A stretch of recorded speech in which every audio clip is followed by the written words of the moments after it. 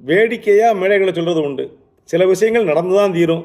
யார் நினைச்சாலும் தப்பிக்க முடியாது, காப்பாற்ற முடியாது. அதுக்காக விதி என்று ஒன்று இருக்கிறது, அதை மதியால் மாற்ற முடியாது, விதிதான் எழுதி எழுதி மேற்சொல்லும் விதியின் கைகள் என்று அந்த வாதாடுகள் இல்லை. சில விஷயங்கள் நடந்தால், டாக்டர் சொல்கிறாங்க, சில விஷயம் நடந்தால் தான் தீரும். நடந்துருச்சுன்னா அது ஏற்றுக்கொள்ளக்கூடிய மனோசக்தி நமக்கு இருக்கணும் என்று தான் சொல்லுறாங்க.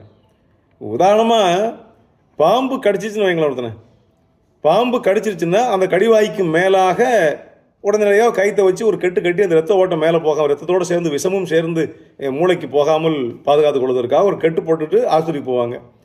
அப்போது கடிவாய்க்கு மேலாக ஒரு கெட்டு போட்டுட்டு மருத்துவமனைக்கு போனால் அவனை காப்பாற்றிவிடலாம் என்பது ஒரு. அதுக்கு மேலே இப்போ கடிவாயை கழுவுறது சொல்லி கொடுக்காங்க. அதெல்லாம் வேடிக்கை என்ன சொல்கிறோம்னா, பாம்பு காலில் கடித்தா காலுக்கு மேலே கட்டு போட்டுக்கலாம், கையில் கடித்தா கைக்கு மேலே கட்டு போட்டுக்கலாம்.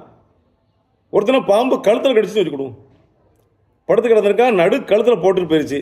இப்போ கைத்தை வச்சு கழுத்தில் கட்டினாலும் உயிர் போயிடும், கட்டாமல் இருந்தாலும் உயிர் போயிடும். இதானே?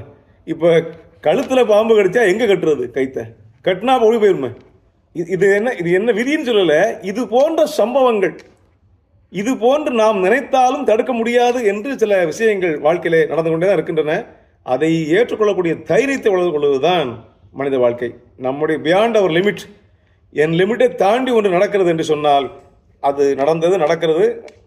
அடுத்து தட்ஸ் ரைட், வாட்ஸ் நெக்ஸ்ட் என்று எவன் நினைக்கிறானோ, ஏற்றுக்கொள்கிறானோ, அவனுடைய வாழ்க்கையிலே கொஞ்சம் கஷ்டங்கள் துன்பங்கள் குறையும்.